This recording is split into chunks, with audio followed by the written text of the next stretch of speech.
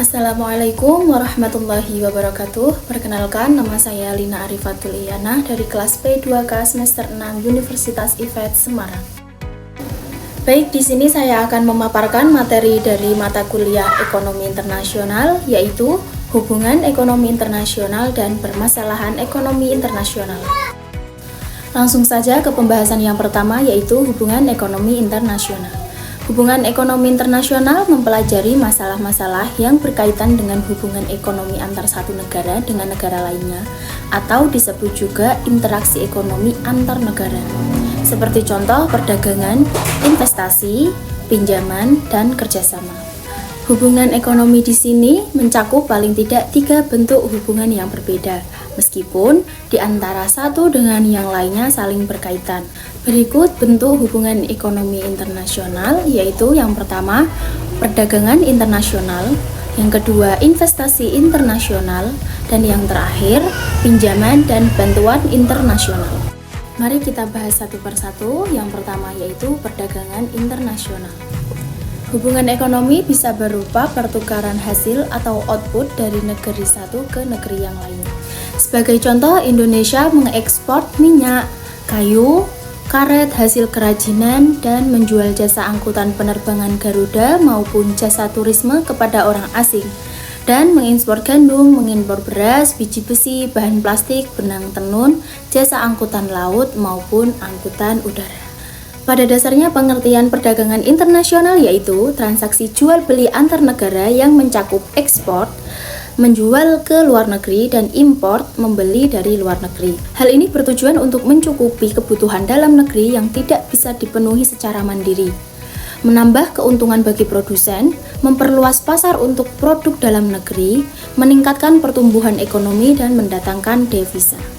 Pembahasan yang kedua yaitu investasi internasional. Hubungan ekonomi bisa berbentuk pertukaran atau aliran sarana produksi. Yang termasuk dalam kelompok sarana produksi adalah tenaga kerja, modal, teknologi, dan kewirausahaan.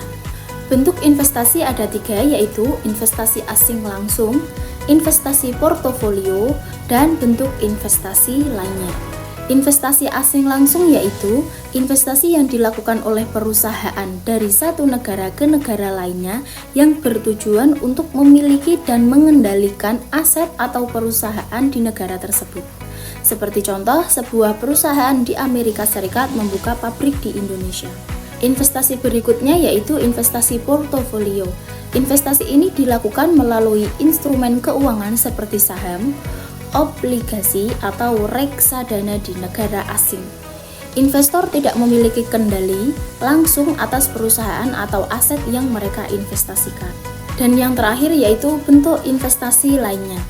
Ini dapat mencakup investasi dalam properti, infrastruktur, atau sumber daya alam di negara lainnya. Lanjut ke pembahasan yang terakhir yaitu pinjaman dan bantuan internasional. Pinjaman dan bantuan internasional ini berupa penanaman modal asing atau bantuan luar negeri mengalir dalam jumlah yang besar dari satu negara ke negara lainnya, baik antara negara maju mandiri atau negara maju dengan negara yang sedang berkembang. Nah, dalam hubungan ekonomi internasional, pinjaman dan bantuan dapat berbentuk pembiayaan atau dukungan yang diberikan oleh negara internasional kepada negara lain untuk mendukung pembangunan ekonomi, sosial, dan politik. Pinjaman internasional biasanya melibatkan perjanjian yang mengharuskan penerima pinjaman untuk mengembalikan dana tersebut dalam bunga tertentu. Sedangkan bantuan internasional seperti hibah tidak memerlukan pengembalian. Lanjut ke materi yang kedua yaitu permasalahan ekonomi internasional. Beberapa masalah utama yang dihadapi dalam ekonomi internasional yaitu yang pertama, fluktuasi nilai tukar. Perubahan nilai mata uang antar negara dapat mempengaruhi daya saing produk ekspor maupun impor. 2. Ketidaksetaraan pendapatan.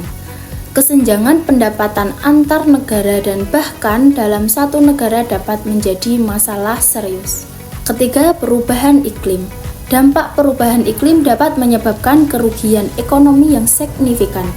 terutama di negara-negara yang rentan terhadap bencana alam. Keempat, krisis keuangan global. Krisis di satu negara dapat menyebar dengan cepat ke negara lain akibat integrasi pasar keuangan. 5. Perubahan teknologi. Revolusi industri 4.0 dan teknologi baru dapat mengubah pasar tenaga kerja dan menyebabkan hilangnya pekerjaan. Lanjut ke permasalahan yang keenam, yaitu ketidaksetaraan pekerjaan. Perkembangan teknologi dapat menyebabkan ketidaksetaraan dalam distribusi pendapatan. Ketujuh, perdagangan ilegal. Perdagangan ilegal dapat merugikan ekonomi dan menyebabkan hilangnya pendapatan pajak. Permasalahan yang terakhir yaitu ketegangan perdagangan. Konflik perdagangan antar negara dapat mengganggu stabilitas ekonomi global. Nah, itulah tadi pembahasan hubungan ekonomi internasional dan permasalahan ekonomi internasional. Sebagai kesimpulan, hubungan ekonomi internasional merupakan aspek penting dalam perkembangan ekonomi global yang membawa manfaat signifikan. Namun, juga menghadapi tantangan dan permasalahan yang perlu diatasi untuk mencapai pertumbuhan yang berkelanjutan dan adil bagi semua negara. Sekian pemaparan materi kali ini. Jika ada yang mau dipertanyakan, silahkan tulis di kolom komentar. Semoga bermanfaat. Sekian dari saya. Wassalamualaikum warahmatullahi wabarakatuh.